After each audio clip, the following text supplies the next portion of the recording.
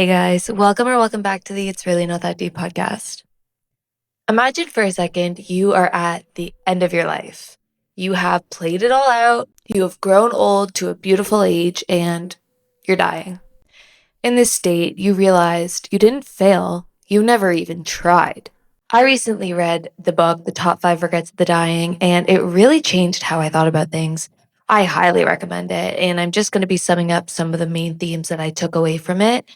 Because as I was reading it, I'm like, oh my God, like, wait, I regret some of these things. And I could either acknowledge it now and change things, or I can live the rest of my life and just regret it when I have no time to change things.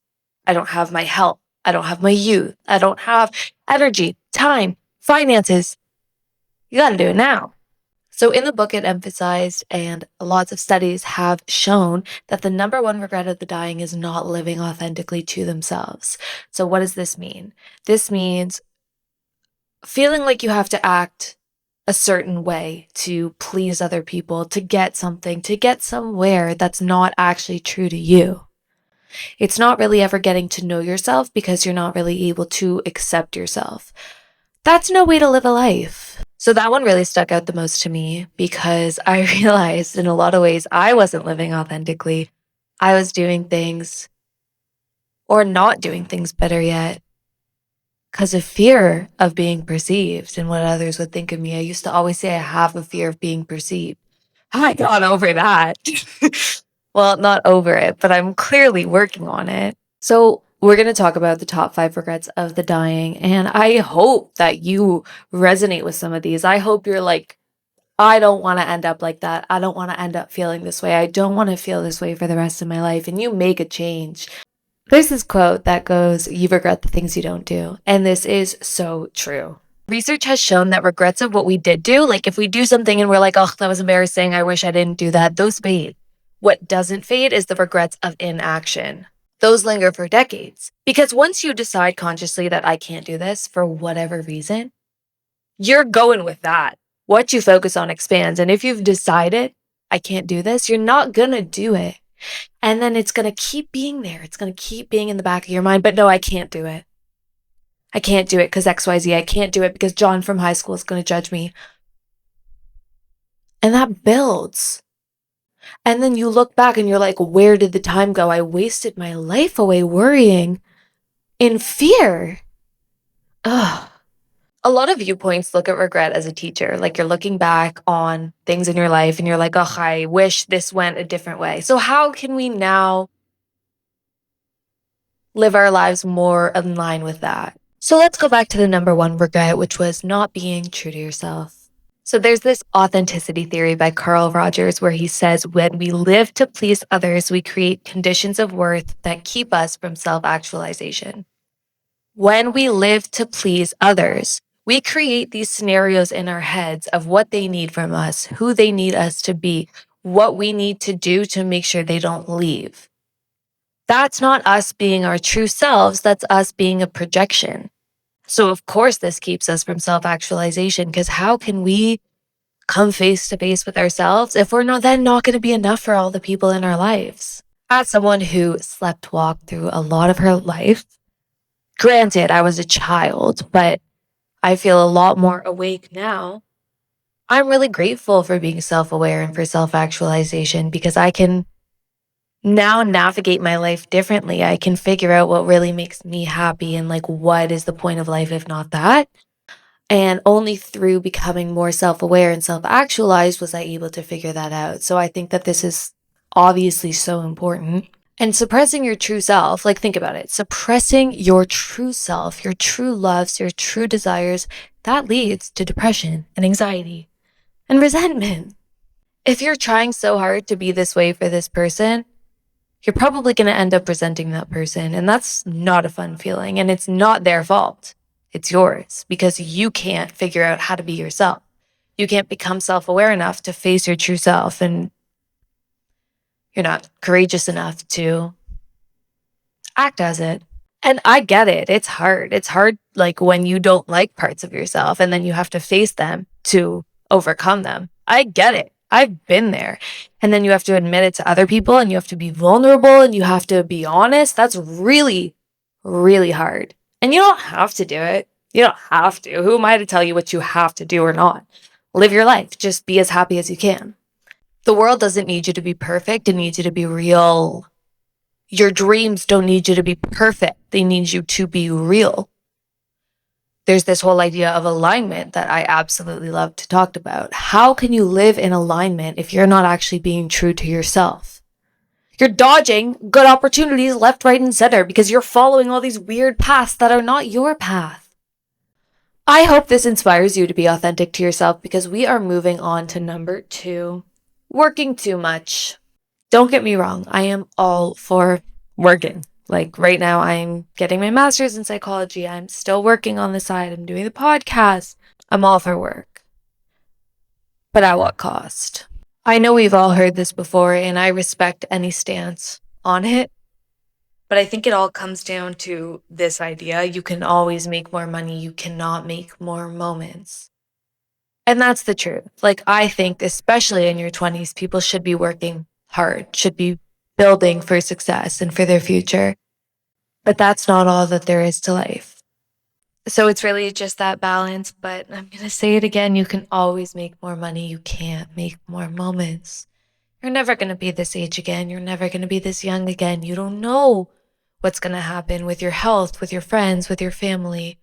Live in the moment. Enjoy the present. Enjoy the people. You deserve to.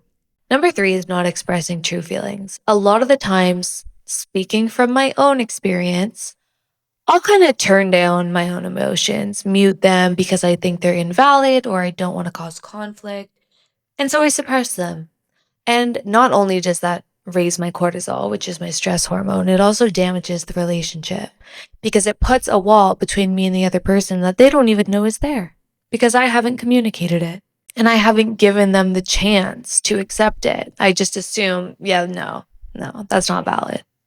That's going to ruin the relationship. But what's really ruining the relationship is me not being honest about my feelings. And now I like to think to myself, like, do I really want to live the rest of my life this way? If I have to conceal how I'm feeling and like walk on eggshells around anyone, do I really want that person in my life long term? No, I just want to be peaceful. Vulnerability also builds intimacy and resilience. You're getting closer with the person because you're able to share something about yourself that's hard to say. I know when people share things with me, I really appreciate that they are able to trust me, and it makes me want to share with them more. So you might learn things about them that you didn't know because they were afraid to share, and you're just promoting this authenticity and this vulnerability, and it's so beautiful. And just remember, what you don't express becomes what you carry. You become heavier because you have more on you that you can't let off. And it builds resentment, and we don't want that.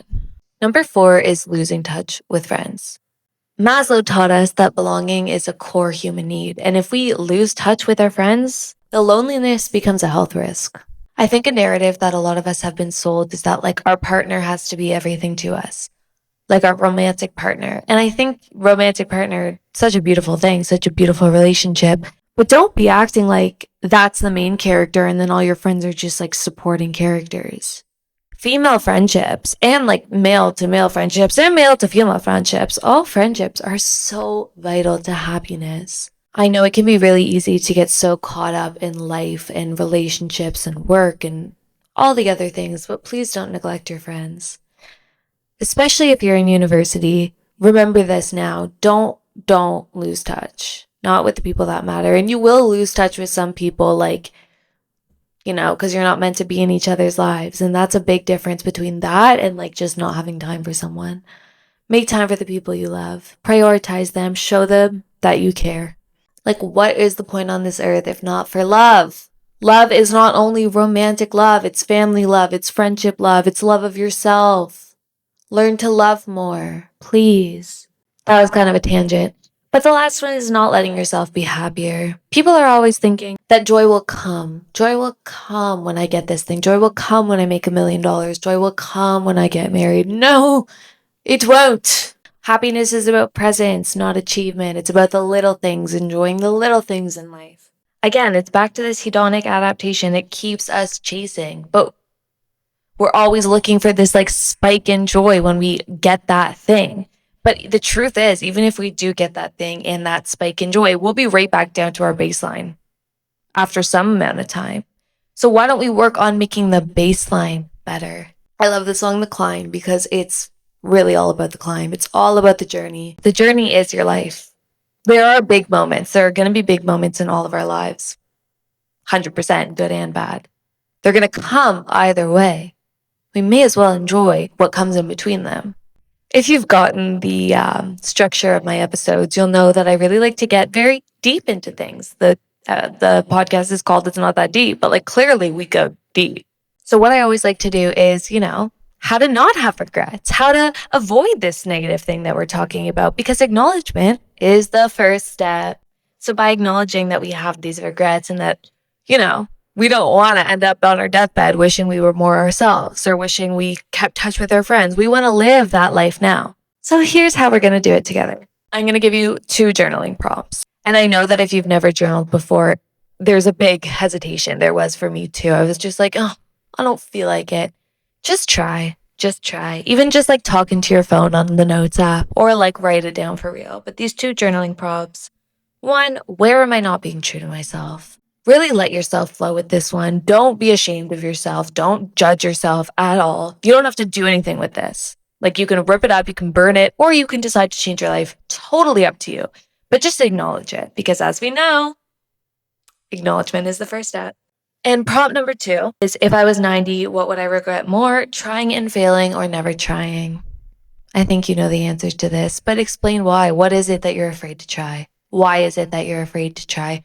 Who are you afraid is going to judge you? What are the things that you're scared of that you think you'll think about yourself? Mortality is a weird thing because I recognize that I am young and I hope I have a long, beautiful life ahead of me, but there is a chance that I don't. My life could be taken from me at any moment.